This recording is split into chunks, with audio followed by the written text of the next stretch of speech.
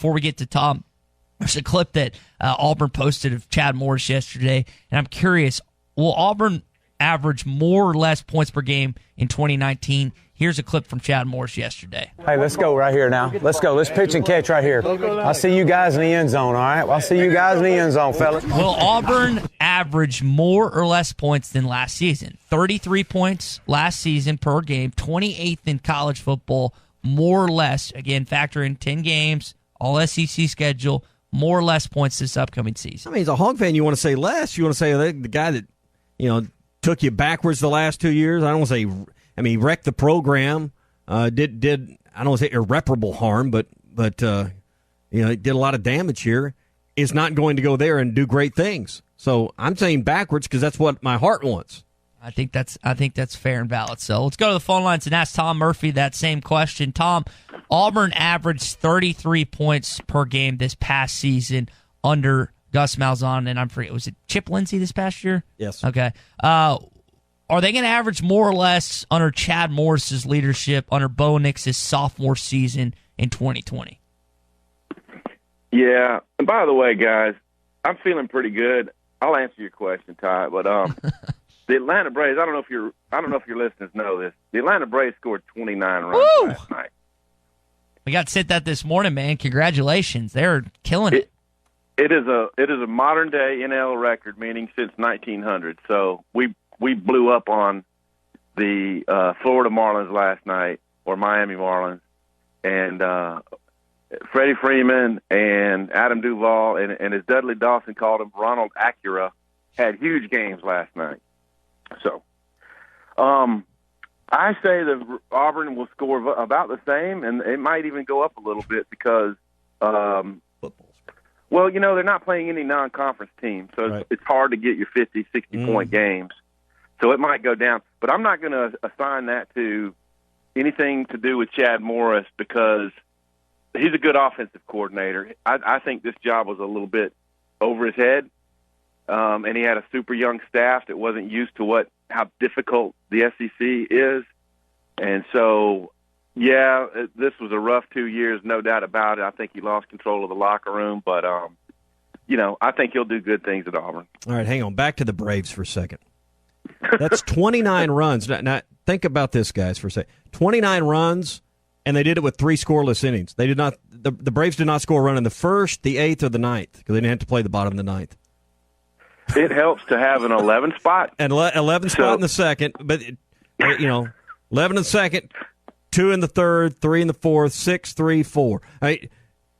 29 and 3 score. Well, that's pretty impressive. Anyway, carry on, Tom. So it's bizarre, but we still lose the series, or we lost the first 2 games to the Marlins.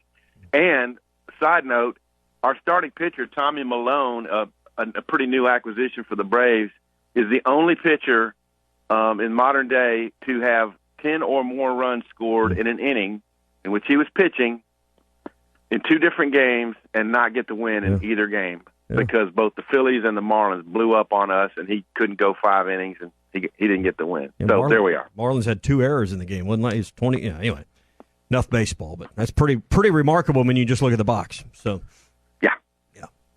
Tom, we were discussing earlier in the program talking about Feleipe Franks. There seems to be a good deal of pressure on the Arkansas potential and probable starting quarterback. He's going to be the starter this upcoming season. I don't know if it's quantifiable, but how much pressure would you say is on Feleipe Franks in 2020? Well, it depends on how you look at what your assignments are. Because I don't think he would feel any different than when he took the field for Florida in last year's, opener. He's got weapons around him. He might not have the exact offensive front that he had at Florida. Not to say that, Florida was some great strength and Arkansas is not, because I think Arkansas will be better this year. But you've got Rakeem Boyd in the backfield. You've got 3 go-to receivers and some guys coming up behind them. He doesn't have to do everything. Just operate within the offense. He's a senior now. I don't see where he'll look at as going into this game, man, I got all this pressure on all these things I'm going to have to do. Execute what you've been taught, make the reads, make the adjustments, I hope they have a nice run game, and it doesn't have to be. And there's no reason they shouldn't, and he should be a part of that. So I just wouldn't assign how he should be feeling. He might be anxious, and some other things you could describe, but I don't know if pressure would be one of them. Yeah. So, as they've come through their second scrimmage, they'll head into a third scrimmage, and then it's 2 weeks of game prep, which has kind of been the standard formula for a lot of teams, but it's been a weird camp anyway. You get 2 weeks to really kind of zero in on the game plan for Georgia. No game film, but obviously Sam and his staff have a good feel for what Georgia wants to do.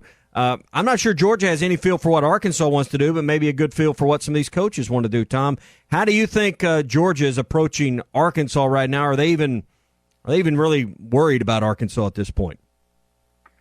Well, I mean, I'm sure they're doing it about like Arkansas is, and probably the coaches and the video staff and the analysts have gotten a real good look at everything they think the Kendall Briles offense is going to do, everything they think a Barry Odom's defense is going to do, how the offensive line will block, what they're going to do in their zone blocking schemes, the pin and pull things that Sam Pittman likes to do.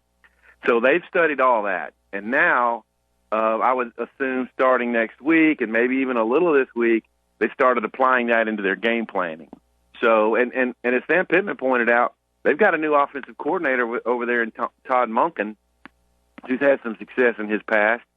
And he knows landing the defensive coordinator, but it's a great set of talent Georgia has on defense. Should be one of the best in the country this year. That's going to be the real issue. Can Arkansas score enough points to win this game? But both teams will start applying their game planning very soon. Yeah.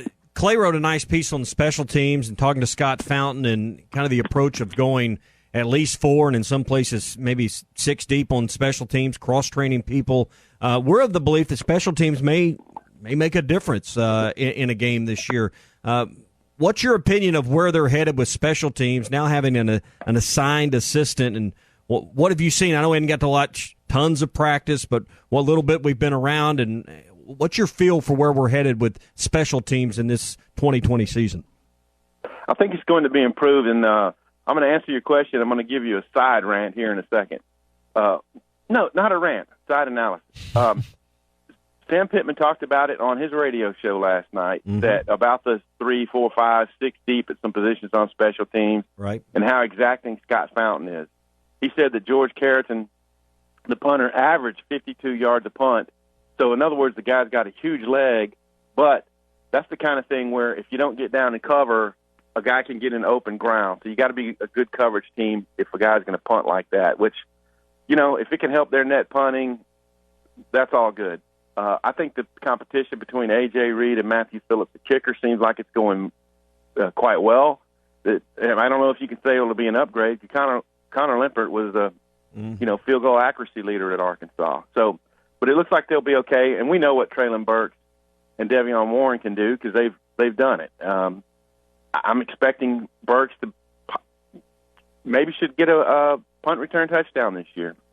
I'm predicting one in my stuff that's coming out soon. And also, last night, because we've talked about Chad Morris at the very top of this segment, listening to Sam Pittman on the radio is a huge contrast to Chad Morris. Yeah. He's comfortable in his own skin. He makes self-deprecating jokes. He gets the audience laughing. And sometimes he says just the simplest things, but it's a contrast to Chad, who seemed to struggle to be a great communicator. And one of the parts of the ways that you can be a great coach, knowing the schemes, knowing your players, anticipating things, making adjustments, but also being a good communicator to them. And I think Sam Pittman has that part of it going on. And I mean, and not to just bash Chad Morris, but he just he wasn't a smooth communicator. Talking with Tom Murphy here on the Morning Rush. Tom, we talked about practice a little bit. Marcus Henderson getting moved to tight end. Is that something that's going to, you think, stay the case that way? And just what do you anticipate with that position moving forward under Sam Pittman and Kendall Briles this season? Yeah, I'm not sure if he's going to stick there.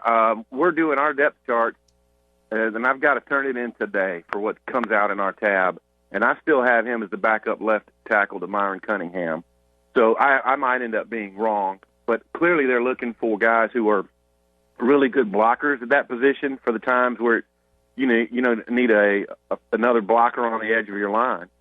Hudson Henry, we know, can catch the ball. They had video of him from yesterday's practice or the day before making a great one-handed catch.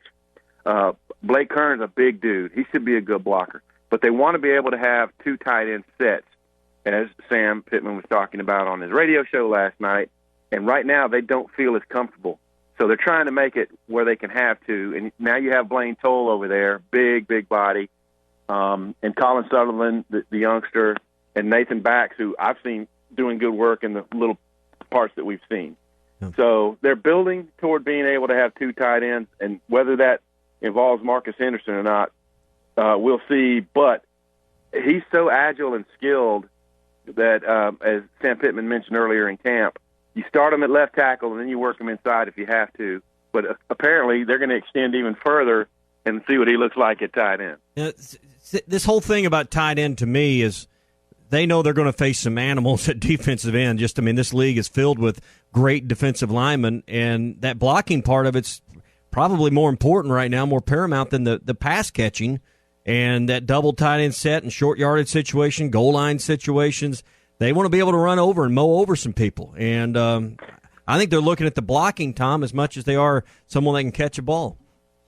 Oh, there's no question about it. The block is going to have to be huge for this offense from the tight end position. But there's also times when the matchups deliver it that you can get them on a safety or get them on a nickel and try to beat them. Get leverage on them somehow or get over the top of them somehow. So we'll see how the tight end role develops. We had a great feel for what tight ends were doing in the Brett Bielema offense. C.J. O'Grady, a very good tight end who fell right in the line of the D.J. Williams and the Hudson Henrys, but they just couldn't fully, exploit everything he had and keep him on the field, even though he had flashes. So the tight end position can get it done at Arkansas, and it's going to have to keep building. And maybe one of these days we'll see Hudson Henry duplicating the feats of his brother. It just tells me they're not quite confident enough yet they can block it up with 5, though.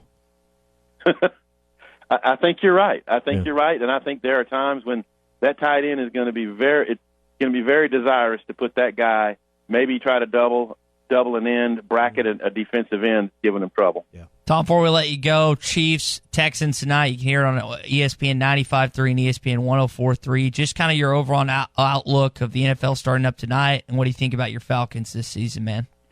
Yeah, I made a prediction to Hillary Hunt, who's moved out of the state, because she said something about fire the cannons for the Buccaneers yesterday, which I thought was hilarious because they're gonna be a bust, right? Yeah, no. You better hope so. They're really struggling at quarterback down there.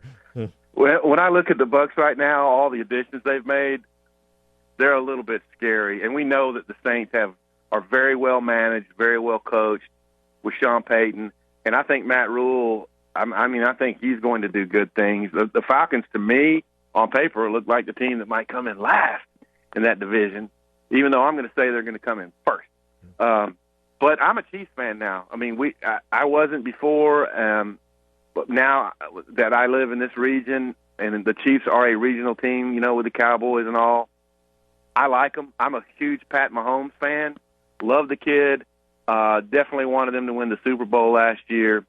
So I'm saying the Chiefs have a really good chance. What they've done is they've been able to get speed and employ speed on the field right now with like Hardman and Hill, and they've got a great Watkins. tight end in Kelsey, and then a guy who can do it all in Mahomes. They have so many offensive weapons. Hey, bonus take before you go. Any surprises or any takes on the Pro Hogs that made 53-man rosters and the ones like Brandon Allen that made practice squads? Yeah, definitely good to watch them. I hope that Hudson Henry has a good, clean, healthy season, shows what he can do. I can't go down the list of all the guys right now because I was busy doing other stuff yesterday. But, guys like Armon Watts, so happy for him that he got in the league. like to see his playing time go up with the Vikings this year. And maybe Brandon Allen can get the call up. What a good kid. Yeah. Hope so, too. Hey, with COVID this year, you're one positive test from being on a 53-man if you're on a practice squad. So. Oh, yeah, isn't that the truth? And hey, shout out to Dre Greenlaw, rookie, makes a huge play on the 1-yard line for the Seahawks to clinch for the 49ers to clinch the number 1 seed and beat the Seahawks. Real happy for Dre Greenlaw. Yeah, no, absolutely. Tom, appreciate it, man. We'll talk next week, next Tuesday, okay? You betcha. Sounds good. 13 former Hogs right now on 53-man rosters.